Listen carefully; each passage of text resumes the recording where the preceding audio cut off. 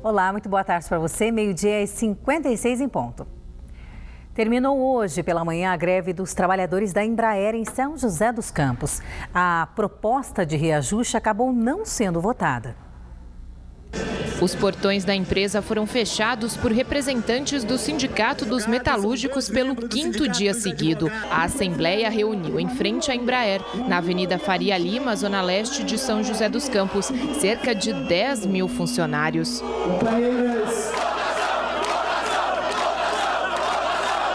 Antes da votação, houve discussão entre os que não concordavam com a paralisação e os representantes do sindicato. Nós não concordamos com a greve porque nós achamos que a proposta da Embraer é bastante razoável e nós não podemos ficar parados. Nós temos que fazer as entregas que vão complementar, vão fechar o ano para a empresa. Nós não podemos ficar à mercê de um sindicato que já fechou a GM em São José e, se bobear, vai fechar a Embraer também. Eu não acho justo, 10% é muita coisa. A gente já tem uma inflação de 6%. 7% é acima da inflação. E a gente sabe como está a economia do país, não só do país, como a economia do mundo. 10% vai inflacionar muito o custo da Embraer e a gente pode conseguir nosso emprego agora com um dissídio de 10%. Só que mais para frente a Embraer vai ter que tomar alguma ação com relação a isso, porque nosso custo operacional vai ficar muito alto. O sindicato propôs que a votação fosse feita em plebiscito, mas a maioria não concordou. Então colocou em pauta a permanência da greve e a maioria resolveu voltar ao trabalho.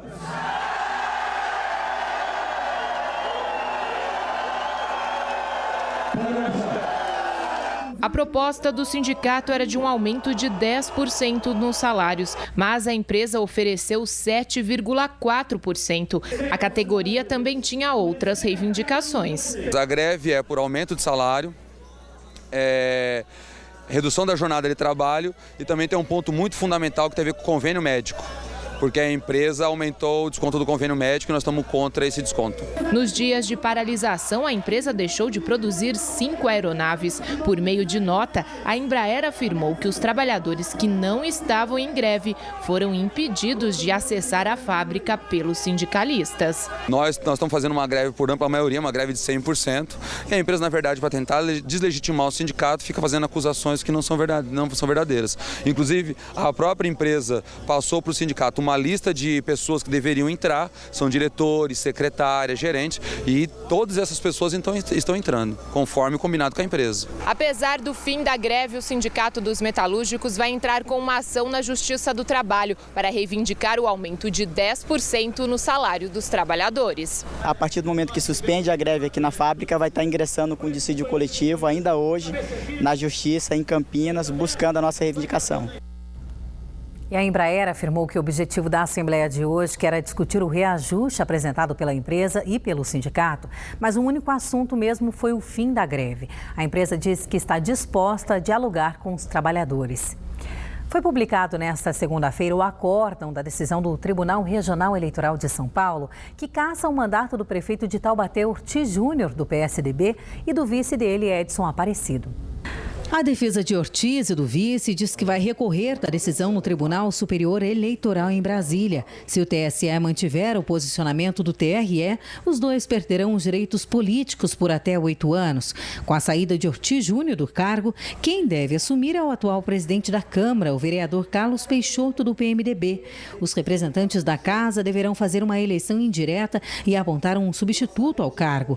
Ortiz e o vice são acusados de abuso de poder econômico durante as eleições de 2012. E, de acordo com o processo, o prefeito teria sido beneficiado por um suposto cartel formado na FDE, Fundação para o Desenvolvimento da Educação, que era presidida na época pelo pai de Ortiz, Bernardo Ortiz. Na conversa que eu tive por telefone hoje pela manhã com o advogado de defesa de Ortiz Júnior, o Marco Aurélio Toscano, ele me disse que o acórdão passa a valer a partir do primeiro dia útil depois da publicação, ou seja, amanhã. Ele disse que vai recorrer a partir desta terça-feira no TRE com um chamado embargo de instrução que suspende o efeito da sentença. Amanhã também deve ser enviado um ofício à zona eleitoral de Taubaté. O juiz responsável, por sua vez, terá de expedir um outro ofício para a Câmara de Vereadores. que terá de marcar uma data da posse do próximo prefeito. Neste caso, o presidente da casa, o vereador Carlos Peixoto, do PMDB. Juridicamente, Ortiz Júnior e o vice teriam de deixar o cargo, mas a defesa está confiante na permanência dos dois na prefeitura. A defesa também vai recorrer da decisão no Tribunal Superior Eleitoral em Brasília. A expectativa é que o julgamento final de todo esse caso, esse impasse, ocorra entre o fim do primeiro e o início do segundo semestre de 2015. No próximo bloco aqui do Banho de Cidade, a gente vai falar da prisão de uma quadrilha especializada em roubo de caminhões e que foi presa no litoral norte. E tem ainda o flagrante da ousadia de bandidos em uma joalheria de Caçapava. Não saia daí, é já já 1h01.